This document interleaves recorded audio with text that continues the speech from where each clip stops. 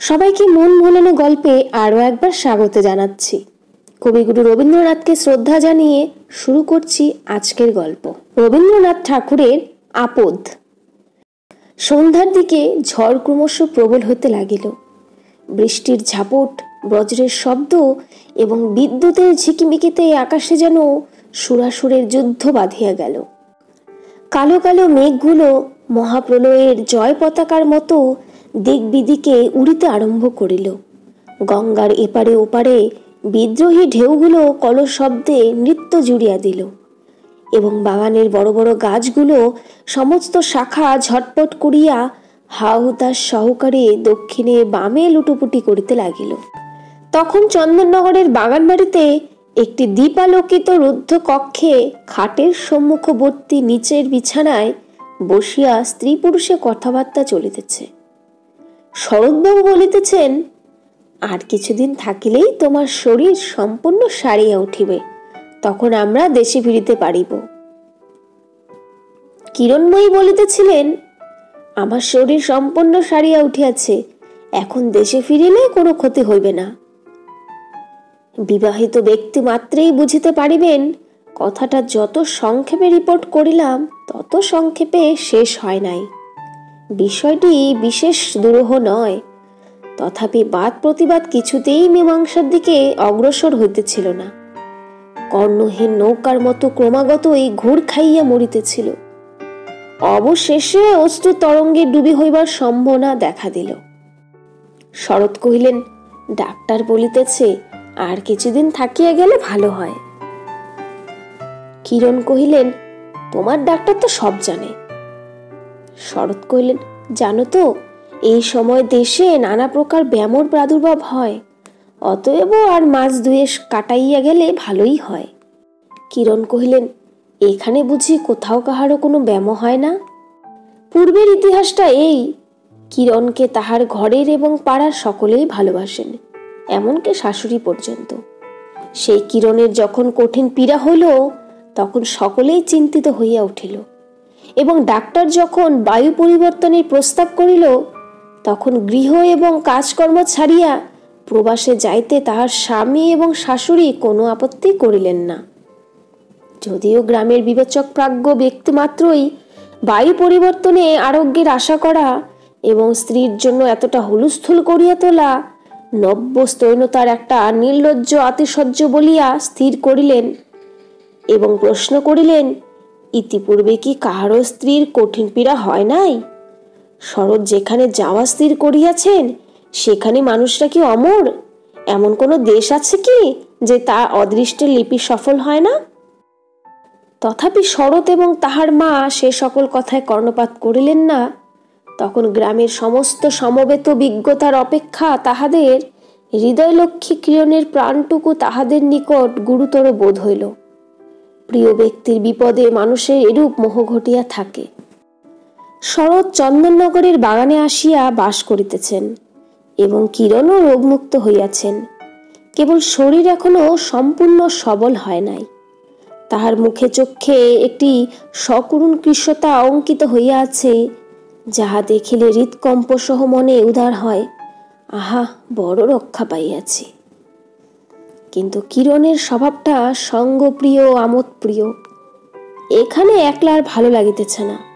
তাহার ঘরের কাজ নাই, পাড়ার সঙ্গিনী নাই, কেবল সমস্ত দিন আপনার রোগন শরীরটাকে লইয়া নাড়াচাড়া করিতে মন যায় না।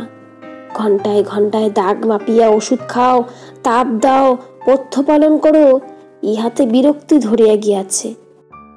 আজ ঝড়ের সন্ধ্যাবেলায় রুদ্ধগৃহে স্বামী স্ত্রীতে তাহা লইয়াই আন্দোলন উপস্থিত হইয়াছিল। কিরণ যতক্ষণ উত্তর দিতেছিল ততক্ষণ উভয় পক্ষে সমকক্ষ ভাবে দ্বন্দ্বযুদ্ধ চলিতেছিল। কিন্তু অবশেষে কিরণ যখন নিরুত্তর হইয়া বিনা প্রতিবাদে শরতের দিক হতে ঈষৎ বিমুখ হইয়া ঘাড় বাঁকাইয়া বসিল, তখন দুর্বল নিরুপায় পুরুষটির আর কোনো অস্ত্র রহিল না। পরাভাব স্বীকার করিবার উপক্রম করিতেছে এমন সময় বাহির হইতে বেহারা উচ্চস্বরে কি একটা নিবেদন করিল। শরৎ উঠিয়া দ্বার খুলিয়া শুনিলেন, নৌকাডুবি হইয়া একটা ব্রাহ্মণ বালক সাঁতার দিয়া তাহাদের বাগানে আসিয়া উঠিয়াছে। শুনিয়া কিরণের মান অভিমান দূর হইয়া গেল। তৎক্ষণাৎ আলনা হইতে শুষ্ক বস্ত্র বাহির করিয়া দিলেন এবং শীঘ্র এক বাটি দুধ গরম করিয়া ব্রাহ্মণের ছেলেকে অন্তঃপুরে ডাকিয়া পাঠাইলেন। ছেলেটির লম্বা চুল, বড় বড় চোখ, গোফের রেখা এখনো উঠে নাই। কিরণ তাহাকে নিজে থাকিয়া ভোজন করাইয়া তাহার পরিচয় জিজ্ঞাসা করিলেন। শুনিলেন সে যাত্রার দলের ছোকরা, তাহার নাম নীলকান্ত। তাহারা নিকটবর্তী সিংহবাবুদের বাড়ি যাত্রার জন্য আহত হইয়াছিল। ইতিমধ্যে নৌকাডুবি হইয়া তাহাদের দলের লোকের কি গতি হইল কে জানে। সে ভালো সাঁতার জানিত, কোনো মতে প্রাণ রক্ষা করিয়াছে। ছেলেটি এইখানেই রইয়া গেল, আর একটু হইলেই সে মারা পড়িত, এই মনে করিয়া তাহার প্রতি কিরণের অত্যন্ত দয়ার উদ্রেক হইল। শরৎ মনে করিলেন হইল ভালো, কিরণ একটা নতুন কাজ হাতে পাইলেন, এখন কিছুকাল এইভাবেই কাটিয়া যাইবে। ব্রাহ্মণ বালকের কল্যাণে পুণ্য সঞ্চয়ের প্রত্যাশায় শাশুড়িও প্রসন্নতা লাভ করিলেন এবং অধিকারী মহাশয় ও যমরাজের হাত হইতে সহসা এই ধনী পরিবারের হাতে বদলি হইয়া নীলকান্ত বিশেষ আরাম বোধ করিল। কিন্তু অনতি বিলম্বে শরৎ এবং তাহার মাতার মত পরিবর্তন হইতে লাগিল।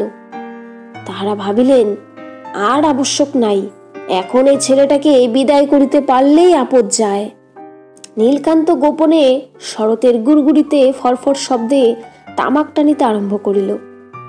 বৃষ্টির দিনে অম্লান বদনে তাহার শখের সিল্কের ছাতাটি মাথায় দিয়া নববন্ধু সঞ্চয় চেষ্টায় পল্লীতে পর্যটন করিতে লাগিল। কোথাকার একটা মলিন গ্রাম্য কুকুরকে আদর দিয়া এমনই স্পর্ধিত করিয়া তুলিল যে সে অনাহত শরতের সুসজ্জিত ঘরের মধ্যে প্রবেশ করিয়া নির্মল জাজিমের ওপর পদপল্লব চতুষ্টয়ের ধূলিরেখায় আপন শুভাগমন সংবাদ স্থায়ীভাবে মুদ্রিত করিয়া আসিতে লাগিল। নীলকান্তের চতুর্দিকে দেখিতে দেখিতে একটি সুবৃহৎ ভক্ত শিশু সম্প্রদায় গঠিত হইয়া উঠিল এবং সে বৎসরে গ্রামের আম্র কাননে কচি আম পাকিয়া উঠিবার অবসর পাইল না। কিরণে ছেলেটিকে বড় বেশি আদর দিতেন, তাহাতে সন্দেহ নাই। শরৎ এবং শরতের মা সে বিষয়ে তাহাকে অনেক নিষেধ করিতেন, কিন্তু তিনি তাহা মানিতেন না। শরতের পুরাতন জামা মোজা এবং নতুন ধুতি চাদর জুতা পরাইয়া তিনি তাহাকে বাবু সাজাইয়া তুলিলেন। মাঝে মাঝে যখন তখন তাহাকে ডাকিয়া লইয়া তাহার স্নেহ এবং কৌতুক উভয়ই চরিতার্থ হইত। কিরণ সহস্র মুখে পানের বাটা পাশে রাখিয়া খাটের ওপর বসিতেন। দাসী তাহার ভিজে এলো চুল চিরিয়া চিরিয়া ঘষিয়া ঘষিয়া শুকাইয়া দিত এবং নীলকান্ত নিচে দাঁড়াইয়া হাত নাড়িয়া নলদমন্তীর পালা অভিনয় করিত। এই রূপে দীর্ঘ মধ্যাহ্ন অত্যন্ত শীঘ্র কাটিয়া যাইত। কিরণ শরৎকে তাহার সহিত একাসনে দর্শক শ্রেণীভুক্ত করিবার চেষ্টা করিতেন, কিন্তু শরৎ অত্যন্ত বিরক্ত হইতেন এবং শরতের সম্মুখে নীলকান্তের প্রতিভাও সম্পূর্ণ স্ফূর্তি পাইত না। শাশুড়ি এক একদিন ঠাকুর দেবতার নাম শুনিবার আশায় আকৃষ্ট হইয়া আসিতেন, কিন্তু অবিলম্বে তাহার চিরভস্ত মধ্যাহ্নকালীন নিদ্রাবেশ ভক্তিকে অভিভূত এবং তাহাকে শয্যাশায়ী করিয়া দিত। শরতের কাছ হইতে কানমোলা চটটা চাপড়টা নীলকান্তের অদৃষ্টে প্রায়ই জুটিত, কিন্তু তদপেক্ষা কঠিনতর শাসন প্রণালীতে আজন্ম অভ্যস্ত থাকাতে সেটা তাহার নিকট অপমান বা বেদনাজনক বোধ হইত না। নীলকান্তের দৃঢ় ধারণা ছিল যে পৃথিবীর জলস্থল বিভাগের ন্যায় মানব জন্মটা আহার এবং প্রহারে বিভক্ত, প্রহারের অংশটাই অধিক। নীলকান্তের ঠিক কত বয়স নির্ণয় করিয়া বলা কঠিন। যদি 14-15 হয় তবে বয়সের অপেক্ষা মুখ অনেক বেশি পাকিয়াছে, আর যদি 17-18 হয় তবে বয়সের অনুরূপ পাক ধরে নাই। হয় সে অকাল পক্ক, নয় সে অকাল অপক্ক।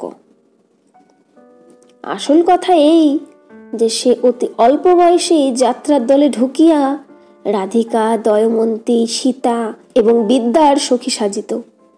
অধিকারীর আবশ্যক মতো বিধাতার বরে খানিক দূর পর্যন্ত বাড়িয়া তাহার বার থামিয়ে গেল।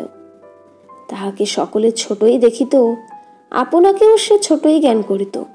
বয়সের উপযুক্ত সম্মান সে কাহারও কাছে পাইত না।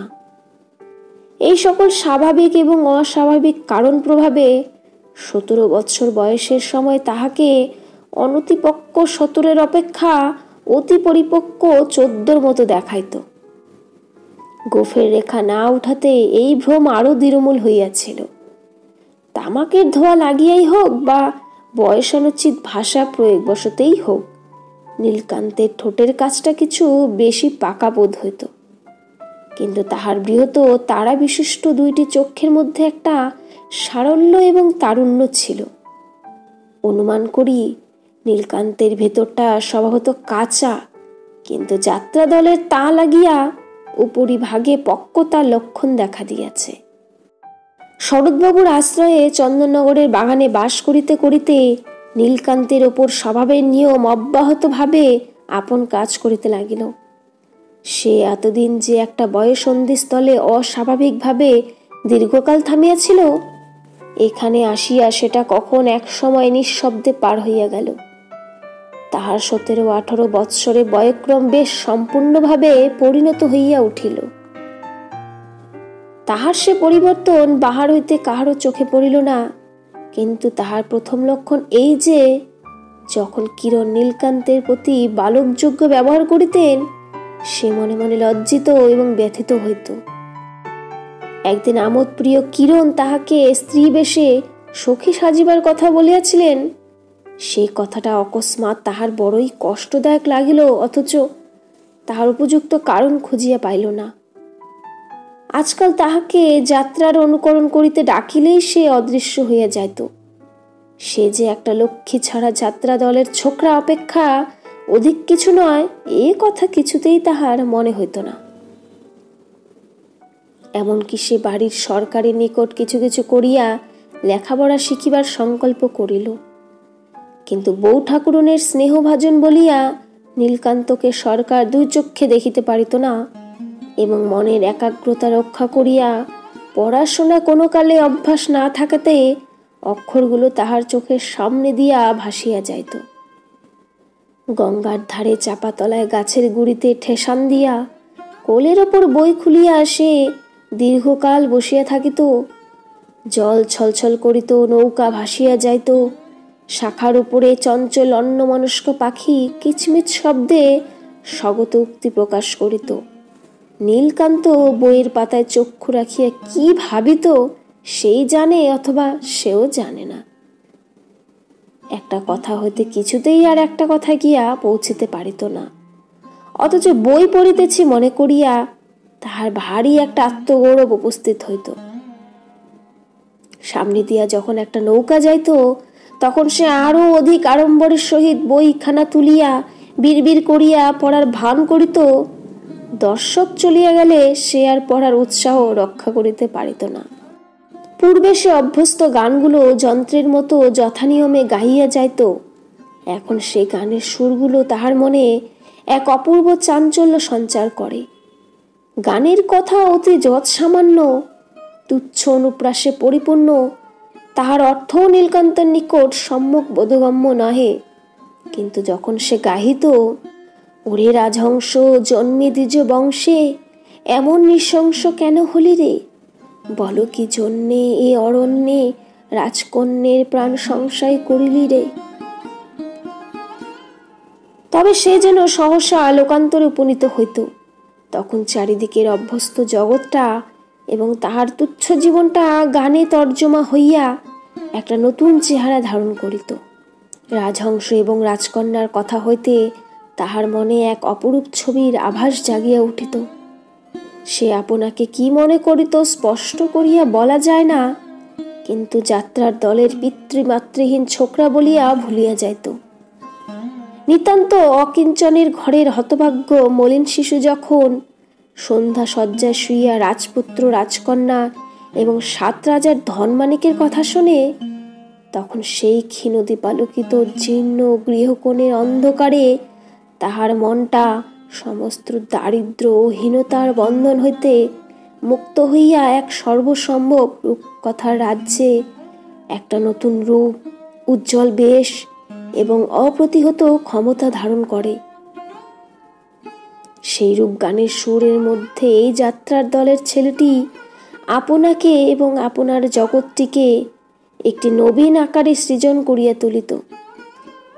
জলের ধ্বনি, পাতার শব্দ, পাখির ডাক এবং যে লক্ষ্মী এই লক্ষ্মী ছাড়াকে আশ্রয় দিয়েছেন তাহার সহাস্য স্নেহ মুখচ্ছবি, তাহার কল্যাণমণ্ডিত বলয় বেষ্টিত বাহু দুইখানি এবং দুর্লভ সুন্দর পুষ্পদল কমল রক্তিম চরণ যুগল কি এক মায়ামন্ত্র বলে রাগিনীর মধ্যে রূপান্তরিত হইয়া যাইত। আবার একসময় এই গীত মরীচিকা কোথায় অপসারিত হইত, যাত্রা দলের নীলকান্ত ঝাঁকড়া চুল লইয়া প্রকাশ পাইত। আমবাগানের অধ্যক্ষ প্রতিবেশীর অভিযোগ ক্রমে শরৎ আসিয়া তাহার গালে ঠাস ঠাস করিয়া চড় কষাইয়া দিতেন এবং বালক ভক্তমণ্ডলীর অধিনায়ক হইয়া নীলকান্ত জলে স্থলে এবং তরু শাখাগ্রে নব নব উপদ্রব সৃজন করিতে বাহির হইত। ইতিমধ্যে শরতের ভাই সতীশ কলকাতা কলেজের ছুটিতে বাগানে আসিয়া আশ্রয় লইল। কিরণ ভারী খুশি হইলেন, তাহাতে হাতে আরও একটা কাজ জুটিল। উপবেশনে আহারে আচ্ছাদনে সমবয়স্ক ঠাকুরপোর প্রতি পরিহাসপাস বিস্তার করিতে লাগিলেন। কখনো হাতে সিঁদুর মাখিয়া তাহার চোখ টিপিয়া ধরেন, কখনো তাহার জামার পিঠে বাদল লিখিয়া রাখেন, কখনো ঝনাত করিয়া বাহির হইতে দ্বার রুদ্ধ করিয়া সুললিত উচ্চহাস্যে পলায়ন করেন। সতীশও ছাড়িবার পাত্র নহে। সে তাহার চাবি চুরি করিয়া তাহার পানের মধ্যে লঙ্কা পুড়িয়া অলক্ষিতে খাটের খুঁড়ার সহিত তাহার আঁচল বাঁধিয়া প্রতিশোধ তুলিতে থাকে। এই রূপে উভয়ে সমস্ত দিন তর্জন, ধাবন, হাস্য, এমনকি মাঝে মাঝে কলহ, ক্রন্দন, সাদাসাদি এবং পুনরায় শান্তি স্থাপন চলিতে লাগিল। নীলকান্তকে কি ভূতে পাইল কে জানে।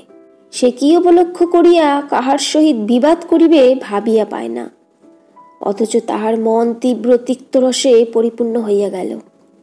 সে তাহার ভক্ত বালকগুলিকে অন্যায় রূপে কাঁদাইতে লাগিল। তাহার সেই পোষা দিশি কুকুরটাকে অকারণে লাথি মারিয়া কেই শব্দে নবমণ্ডল ধ্বনিত করিয়া তুলিল। এমনকি পথে ভ্রমণের সময় সবেগে ছুরি মারিয়া আগাছাগুলার শাখাচ্ছেদন করিয়া চলিতে লাগিল। যাহারা ভালো খাইতে পারে তাহাদিগকে সম্মুখে বসিয়া খাওয়াইতে কিরণ অত্যন্ত ভালোবাসেন। ভালো খাইবার ক্ষমতাটা নীলকান্তের ছিল। সুখাদ্য দ্রব্য পুনঃ পুনঃ খাইবার অনুরোধ তাহার নিকট কদাচ ব্যর্থ হইত না। এই জন্য কিরণ প্রায় তাহাকে ডাকিয়া লইয়া নিজে থাকিয়া খাওয়াইতেন এবং ব্রাহ্মণ বালকের তৃপ্তিপূর্বক আহার দেখিয়া তিনি বিশেষ সুখ অনুভব করিতেন। সতীশ আসার পরে নীলকান্তের আহারস্থলে প্রায় মাঝে মাঝে কিরণকে অনুপস্থিত থাকিতে হইত। পূর্বে এরূপ ঘটনায় তাহার ভোজনের কিছুমাত্র ব্যাঘাত হইত না। সে সর্বশেষে দুধের বাটি ধুইয়া তাহার জল শুদ্ধ খাইয়া তবে উঠিত। কিন্তু আজকাল কিরণ নিজে না ডাকিয়া না খাওয়াইলে তাহার বক্ষ ব্যথিত, তাহার মুখ বিস্বাদ হইয়া উঠিত, না খাইয়া উঠিয়া পড়িত। বাষ্পরুদ্ধ কণ্ঠে দাসীকে বলিয়া যাইত, আমার ক্ষুধা নাই। মনে করিত কিরণ সংবাদ পাইয়া এখনই অনুতপ্ত চিত্তে তাহাকে ডাকিয়া পাঠাইবেন এবং খাইবার জন্য বারংবার অনুরোধ করিবেন। সে তথাপি কিছুতেই সে অনুরোধ পালন করিবে না, বলিবে আমার ক্ষুধা নাই। কিন্তু কিরণকে কেহ সংবাদ দেয় না। কিরণ তাহাকে ডাকিয়াও পাঠান না। খাবার যাহা থাকে দাসী খাইয়া ফেলে।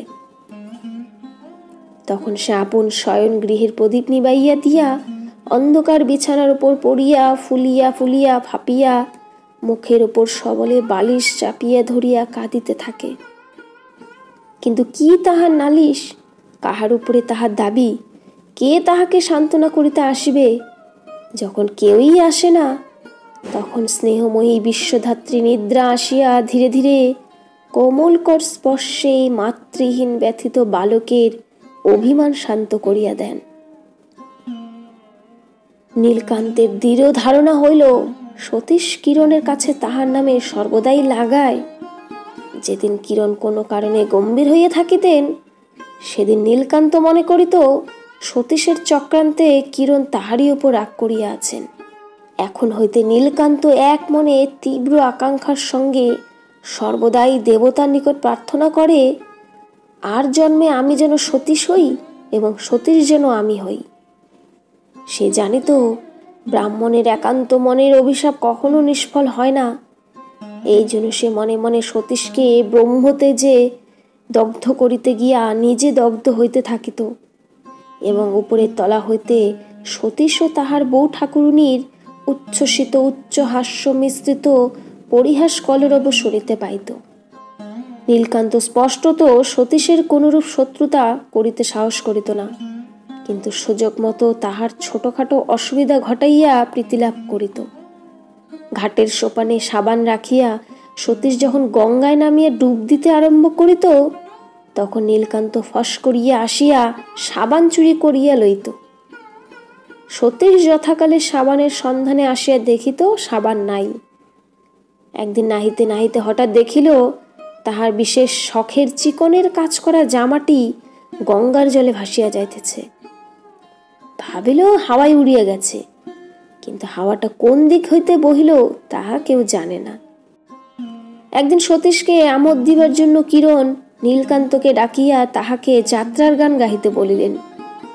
নীলকান্ত নিরুত্তর হইয়া রহিল। কিরণ বিস্মিত হইয়া জিজ্ঞাসা করিলেন, তোর আবার কি হলো রে? নীলকান্ত তাহার জবাব দিল না। কিরণ পুনশ্চ বলিলেন, সেই গানটা গানা। সে আমি ভুলে গেছি বলিয়া নীলকান্ত চলিয়া গেল।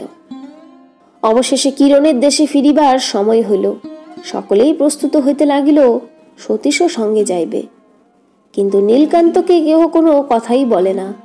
সে সঙ্গে যাইবে কি থাকিবে সে প্রশ্ন মাত্র কাহারও মনে উদয় হয় না। কিরণ নীলকান্তকে সঙ্গে লইবার প্রস্তাব করিলেন। তাহাতে শাশুড়ি, স্বামী এবং দেবর সকলেই এক বাক্যে আপত্তি করিয়া উঠিলেন। কিরণও তাহার সংকল্প ত্যাগ করিলেন। অবশেষে যাত্রার 2 দিন আগে ব্রাহ্মণ বালককে ডাকিয়া কিরণ তাহাকে স্নেহবাক্যে স্বদেশে যাইতে উপদেশ করিলেন। সে উপরি উপরি কয়দিন অবহেলার পর মিষ্টবাক্য শুনিতে পাইয়া আর থাকিতে পারিল না, একেবারে কাঁদিয়া উঠিল। কিরণেরও চোখ ছলছল করিয়া উঠিল। যাহাকে চিরকাল কাছে রাখা যাইবে না, তাহাকে কিছুদিন আদর দিয়া তাহার মায়া বসিতে দেওয়া ভালো হয় নাই বলিয়া কিরণের মনে বড় অনুতাপ উপস্থিত হইল। সতীশ কাছে উপস্থিত ছিল। সে অত বড় ছেলের কান্না দেখিয়া ভারী বিরক্ত হইয়া বলিয়া উঠিল, আরে মোলো, কথা নাই বার্তা নাই, একেবারে কাঁদিয়াই অস্থির। কিরণ এই কঠোর উক্তির জন্য সতীশকে ভৎসনা করিলেন। সতীশ কহিল, তুমি বোঝো না বৌদিদি, তুমি সকলকেই বড় বেশি বিশ্বাস করো। কোথাকার কে তাহার ঠিক নাই, এখানে আসিয়া দিব্যরাজের হালে আছে, আবার পুনমস্যিক হইবার আশঙ্কায় আজ মায়া কান্না জুড়িয়াছে। ও বেশ জানে যে 2 ফোঁটা চোখের জল ফেলিলেই তুমি গলিয়া যাইবে। নীলকান্ত তাড়াতাড়ি চলিয়া গেল, কিন্তু তাহার মনটা সতীশের কাল্পনিক মূর্তিকে ছুরি হইয়া কাটিতে লাগিল, ছুঁচ হইয়া বিধিতে লাগিল, আগুন হইয়া জ্বালিতে লাগিল। কিন্তু প্রকৃত সতীশের গায়ে একটি চিহ্ন মাত্র বসিল না, কেবল তাহারই মর্মস্থল হইতে রক্তপাত হইতে লাগিল। কলিকাতা হইতে সতীশ একটি শৌখিন দোয়াত দান কিনিয়া আনিয়াছিল। তাহাতে 2 পাশে 2 ঝিনুকের নৌকার ওপর দোয়াত বসানো এবং মাঝে একটা জর্মন রৌপ্যের হাঁস উন্মুক্ত চঞ্চুপুটে কলম লইয়া পাখা মেলিয়া বসিয়া আছে। সেটির প্রতি সতীশের অত্যন্ত যত্ন ছিল।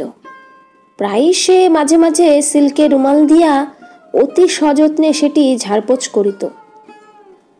কিরণ প্রায়ই পরিহাস করিয়া সেই রৌপ্য হংসের চঞ্চু অগ্রভাগে অঙ্গুলির আঘাত করিয়া বলিতেন, ওরে রাজহংস, জন্মি দ্বিজ বংশে এমন নৃশংস কেন হলি রে? এবং ইহাই উপলক্ষ করিয়া দেবরে তাহাতে হাস্য কৌতুকে বাগযুদ্ধ চলিত। স্বদেশ যাত্রার আগের দিন সকালবেলায় সে জিনিসটা খুঁজিয়া পাওয়া গেল না। কিরণ হাসিয়া কহিলেন, ঠাকুরপো, তোমার রাজহংস তোমার দয়মন্তীর উন্মেষণে উড়িয়াছে। কিন্তু সতীশ অগ্নিশর্মা হইয়া উঠিল। নীলকান্তই যে সেটা চুরি করিয়াছে সেই বিষয়ে তাহার সন্দেহ মাত্র রহিল না। গতকাল সন্ধ্যার সময় তাহাকে সতীশের ঘরের কাছে ঘুরঘুর করিতে দেখিয়াছে এমন সাক্ষীও পাওয়া গেল। সতীশের সম্মুখে অপরাধী আনিতে হইল। সেখানে কিরণও উপস্থিত ছিলেন। সতীশ একেবারেই তাহাকে বলিয়া উঠিলেন, তুই আমার দোয়াত চুরি করে কোথায় রেখেছিস, এনে দে। নীলকান্ত নানা অপরাধে এবং বিনা অপরাধেও শরতের কাছে অনেক মার খাইয়াছে এবং বরাবর প্রফুল্ল চিত্তে তাহা বহন করিয়াছে।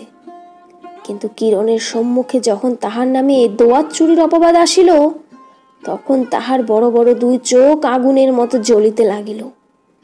তাহার বুকের কাছটা ফুলিয়া কণ্ঠের কাছে ঠেলিয়া উঠিল। সতীশ আর একটা কথা বলিলেই সে তাহার দুই হাতে 10 নখ লইয়া ক্রুদ্ধ বিড়াল শাবকের মতো সতীশের উপর গিয়া পড়িত। তখন কিরণ তাহাকে পাশের ঘরে ডাকিয়া লইয়া মৃদু মিষ্টস্বরে বলিলেন, নীলু, যদি সেই দোয়াতটা নিয়ে থাকিস আমাকে আস্তে আস্তে দিয়ে যা, তোকে কেউ কিছু বলবে না। তখন নীলকান্তের চোখ ফাটিয়া টসটস করিয়া জল পড়িতে লাগিল। অবশেষে সে মুখ ঢাকিয়া কাঁদিতে লাগিল। কিরণ বাহিরে আসিয়া বলিলেন, নীলকান্ত কখনোই চুরি করেনি। শরৎ এবং সতীশ উভয়ই বলিতে লাগিলেন, নিশ্চয়ই নীলকান্ত ছাড়ার কেউই চুরি করেনি।